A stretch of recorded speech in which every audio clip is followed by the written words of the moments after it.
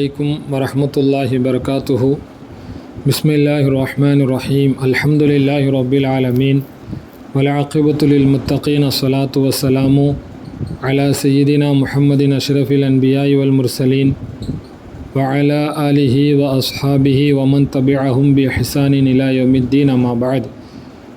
ஃபகத் क़ாலல்லாஹு தபாரக வ தஆலா ஃபீ கலாமிஹில் கதீம் வல் ஃபுர்கானில் ஹமீத். بعد أعوذ بالله من الشيطان الرجيم بفضل بسم الله الرحمن الرحيم.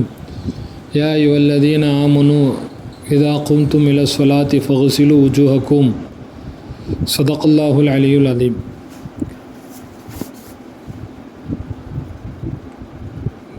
புகழும் புகழ்ச்சியும் ஏக வல்லோனாகிய எல்லாம் வல்ல அல்லாஹ் ஒருவனுக்கே உரித்தாகட்டுமாக. அல்லாஹ்வின் மேலான சாந்தியும் அவனது கருணையும் நம் உயிருக்கும் உயிரான உயிரிலும் மேலான அருமை நாயகம் முஹம்மது ரசூலுல்லாஹி ஸல்லல்லாஹு அலைஹி வஸல்லம் அவர்களின் மீதும் உலக முஸ்லீம்கள் எல்லோரின் மீதும் உண்டாவதாக. ஆமீன். கண்ணியத்திற்குரிய அல்லாஹ்வின் நல்லடியார்களே, அல்லாஹ்வினுடைய மாபெரும் கிருபையினால் இன்று 5வது தராவி முடிந்திருக்கிறது. அல்ஹம்துலில்லாஹ். கிட்டத்தட்ட ரமலானில் 6இல் ஒரு பகுதி முடிந்திருக்கிறது. மீதமுண்டான பகுதிகளை நாம் கனிமத்தாக பொக்கிஷமாக கருதி அதை நாம் முறையாக பயன்படுத்துவோமாக. கண்ணியத்திற்குரிய அல்லாஹ்வின் நல்லடியார்களே, இன்று ஓதப்பட்ட சூறாக்களில் சூரா நிசாவினுடைய கடைசி பகுதி, அதுபோல சூரா மாயிதா உணவு தட்டு என்கின்ற பெயரிலே உள்ள ஒரு சூரா என்று ஓதப்பட்டது. இதில் நிறைய விஷயங்களை அல்லாஹு தாலா நிறைய சம்பவங்கள், சட்டங்கள், அறபோதனைகள், சிறப்புகள் என்று நிறைய விஷயங்களை அல்லாஹு தாலா சொல்லியிருக்கிறார். குறிப்பாக பனு இஸ்ரவேலர்களில் நடந்த மூசா அலைஹிஸ்ஸலாம் அவர்கள் பனு இஸ்ரவேலர்களை ஃபிரௌனிடமிருந்து காப்பாற்றி கொண்டு வந்ததற்கு பின்னால் ஏற்பட்ட சில நிகழ்வு, அதே மாதிரி முக்கியமாக சையதனா ஆதம் அலைஹிஸ்ஸலாமுடைய பிள்ளைகள் ஹாபில் காபில் என்ற இருவருக்கு மத்தியில் ஏற்பட்ட விஷயங்கள், இந்த உலகத்தில் முதலிலே ஏற்பட்ட கொலை, அதை ஒருவர் இறந்துவிட்டால் அதை எப்படி புதைக்க வேண்டும் என்பதை மனித இனத்திற்கு ஒரு காக்கையின் மூலமாக அல்லாஹ் கற்றுத்தந்த சம்பவங்கள் எல்லாம் இன்றைய ஓதப்பட்ட வசனங்களிலே அல்லாஹு தாலா சொல்லி காட்டுகிறான். அதேபோல் திருடினால் என்ன சட்டம், என்ன செய்ய வேண்டும், திருடினால் அதற்குண்டான தண்டனை என்கின்றதை போன்ற நிறைய சட்டங்கள் அல்லாஹு தாலா இன்று ஓதப்பட்ட வசனங்களில் அல்லாஹ் சொல்லி காட்டுகிறான். அதேபோல் முக்கியமாக இன்றைய இஸ்லாமியர்கள் தெரிந்து கொள்ள வேண்டிய பிராணிகளிலே எதுவெல்லாம் ஹராம், எதுவெல்லாம் ஹலால் என்கின்ற ஒரு முக்கியமான சட்டத்தை அல்லாஹு தாலா எப்பேற்பட்ட பிராணிகளை சாப்பிட வேண்டும், எதை சாப்பிடக்கூடாது என்கின்ற நிறைய விஷயங்களை இன்றைக்கி இந்த உணவு சம்பந்தமாக இப்போ நாம் பெரும்பாலும் நாம் வெளியிலே சென்று உணவு சாப்பிடக்கூடிய விடுதிகளில், ஹோட்டல் போன்ற இடங்களிலே சென்று சாப்பிடக்கூடிய பழக்கம் இன்று நம்மிடத்தில் அதிகரித்து விட்டது. அந்த நேரத்திலே எதை இஸ்லாம் தடுத்திருக்கிறது என்பதை தெரிந்து வைத்து கொள்ள வேண்டும். ஹலாலான பிராணிகளாக இருந்தாலும் கூட அது முறையாக அறுக்கப்பட்டிருக்கிறதா என்பதை உறுதி செய்ததற்கு பின்னால்தான் அது போன்ற உணவுகளை, இறைச்சிகளை நாம் சாப்பிட வேண்டும். இது மாதிரியான நிறைய சட்டங்களை சொல்லும் பொழுது அல்லாஹு தாலா இஸ்லாமிய கடமைகளில் முக்கியமான ஒரு விஷயமான ஒதுவை பற்றி அல்லாஹு தாலா இன்று ஓதப்பட்ட சூறாக்களிலே அல்லாஹ் சொல்லி காட்டுகிறான். மாயிதாவினுடைய 6வது வசனத்தில் அல்லாஹ் சொல்லும் பொழுது, ஈமான் கொண்டவர்களே, நீங்கள் தொழுகைக்காக நின்றால் உங்கள் முகங்களை, கைகளை கழுவுங்கள், தலைக்கு மசாஜ் செய்யுங்கள், கால்களை கரண்டைக்கால் கணுக்கால் வரை நீங்கள் கழுவுங்கள் என்று ஒது சம்பந்தமான சட்டங்களை அல்லாஹு தாலா இந்த சூறாவிலே அந்த வசனத்திலே சொல்லிவிட்டு அல்லாஹ் என்ன சொல்கின்றான், இந்த ஒதுவை அதே போல் ஒது செய்வதற்கு தண்ணீர் கிடைக்கவிட்டால் என்ன செய்ய வேண்டும், தயம்மம் என்கின்ற ஒரு சட்டம், அதை இந்த வசனத்திலே அல்லாஹ் சொல்லி காட்டுகிறான். இன்றைக்கி இந்த தயம்மம் சம்பந்தமான ஃபிக்ஹ் சட்டம் என்ற நம்மிடத்திலே நிறைய நபர்கள் தவறாக புரிந்து வைத்திருக்கிறார்கள். ஒது செய்ய முடியாவிட்டால், ஒது செய்வதற்கு தங்கடம் ஏற்பட்டால் அதற்கு பகரமாக தயம்மம் செய்வதற்கு இஸ்லாத்தில் அனுமதி உண்டு.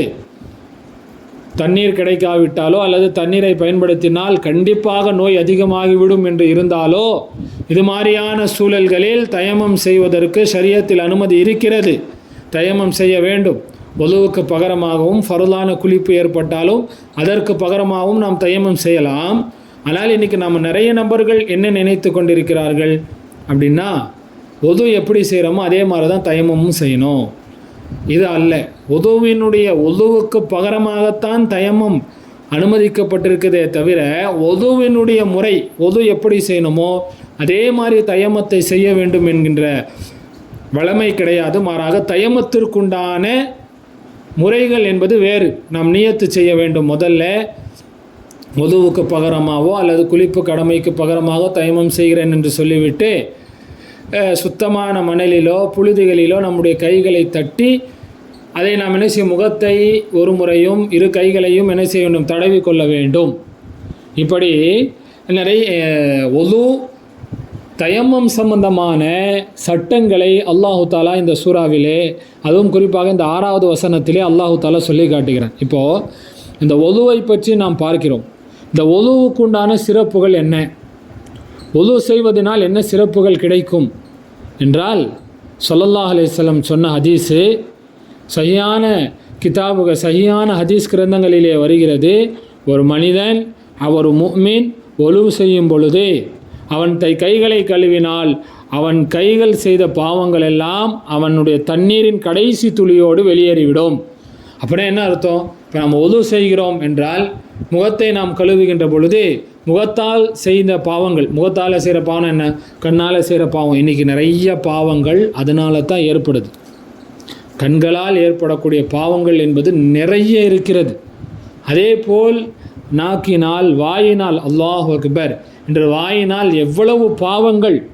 ஸல்லல்லாஹு அலைஹி வஸல்லம் ஹதீஸில் சொல்லுவாங்க, ஒரு மனிதனை நரகத்திலே கொண்டு போய் சேர்ப்பது என்பது அவனுடைய நாவுகள் அறுவடை செய்தது. நாவுனால் ஏற்பட்ட பாவத்தினால தான் மனிதர்கள் அதிகமாக நரகத்திற்கு செல்கிறார்கள்.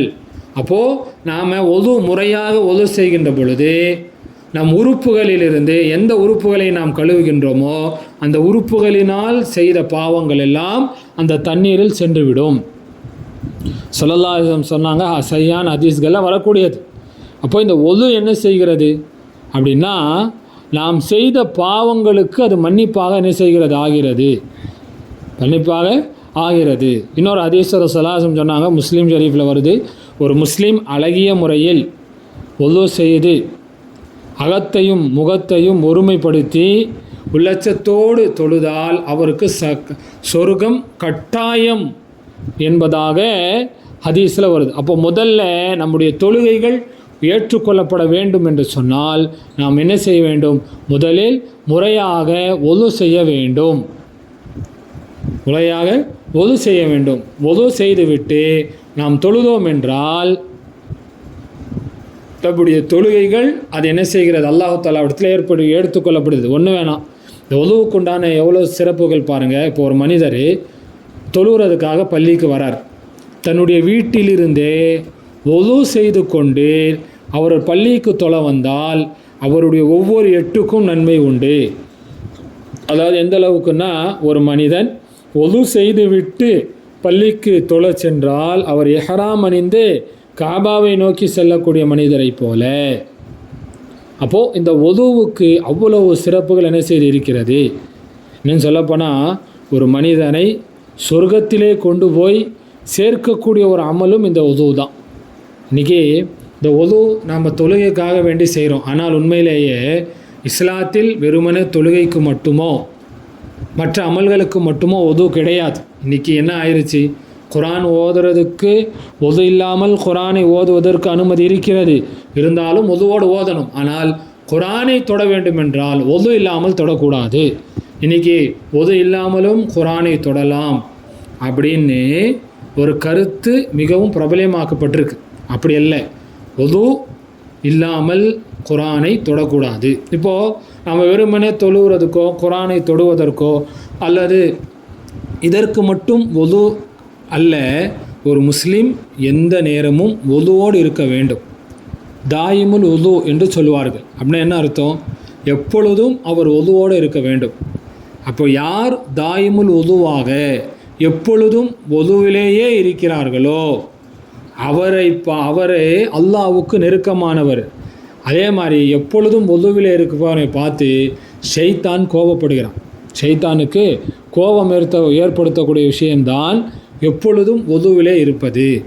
ஒரு முறை கண்மணி நாயகம் ரசூலுல்லாஹி ஸல்லல்லாஹு அலைஹி வஸல்லம் அவர்கள் சையதனா பிலால் ரலியல்லாஹு தஆலா அன்ஹுவிடத்தில் ஒரு நாள் கேட்குறாங்க. என்ன கேட்குறாங்க அப்படின்னா, பிலால் ரலியல்லாஹு சொன்னாங்க, பிலால் அவர்களே, நீங்கள் இஸ்லாத்தில் இணைஞ்சதற்கு பின்னால் நீங்கள் என்ன அப்படி நல்ல அமல் செய்கிறீங்க? என்ன காரணம்னா, உங்களுடைய காலணி ஓசைகள், உங்கள் செருப்புனுடைய சப்தத்தை சொர்க்கத்திலே நான் கேட்டேன் அப்படின்னாங்க. அப்படின்னா என்ன அர்த்தம்? நீங்கள் சொர்க்கத்திலே நடக்கக்கூடிய சப்தத்தை நான் கேட்டேன். அப்படின்னா என்ன அர்த்தம்? நீங்கள் சொர்க்கத்தில் இருக்கிறீர்கள், சொர்க்கவாசியாக இருக்கிறீர்கள். அப்படி என்ன அமல் என்று கேட்ட பொழுது பிலால் ரலியல்லாஹு சொன்னாங்க, யா ரசூலல்லாஹ், இரவிலே பகல்லையோ எனக்கு எப்போ ஒது போனாலும் நான் உடனே ஒது செய்து விடுவேன். நான் ஒது செய்து முடித்தவுடன் 2 ரக்காத்துகள் தஹியத்துல் உதுவை நான் தொழுது விடுவேன் அப்படின்னாங்க. இன்றைக்கி நாம் அதை செய்யணும். அதாவது தஹியத்துல் மஸ்ஜித் அப்படின்னு ஒரு தொழுகை இருக்குது, பள்ளிவாசலினுடைய காணிக்கை. இந்த மாதிரியான சுன்னத்தான அமல்களை நாம் நம் வாழ்க்கையில் அதிகப்படுத்த வேண்டும். ஒரு ஆள் பள்ளிக்குள்ளே போகிறார், அமர்வதற்கு முன்னால் ஒரு 2 ரக்காத்துகள் தொழுவது என்பது ஒரு சுன்னத்தான தொழுகை. இந்த தொழுகைக்கு நிறைய நன்மைகள் உண்டு. அதே மாதிரி ஒரு மனிதன் ஒது செய்து விட்டால் ஒது செய்ததற்காக 2 ரக்காத் தஹியத்துல் உதுவை தொழுவதை நாம் வளமையாக்கி கொண்டால் சொர்க்கத்திலே நமக்கு இடம் உண்டு என்பதை இந்த நிகழ்வு நமக்கு சொல்லுது. அதே மாதிரி தான் ஸல்லல்லாஹு அலைஹி வஸல்லம் அவர்கள் சொன்னாங்க, நாளைக்கு மறுமையில் கோடான கோடி மக்கள் இருப்பாங்க, கோடான கோடி மக்கள் இருப்பாங்க. அப்போது அத்தனை மக்களுக்கு மத்தியில் ஸல்லல்லாஹு அலைஹி வஸல்லம் அவர்கள் தன் உம்மத்தை எப்படி அடையாளம் கண்டுகொள்வார்கள் அப்படின்னு பார்க்கும் பொழுது ஹதீஸ்களிலே வருகிறது.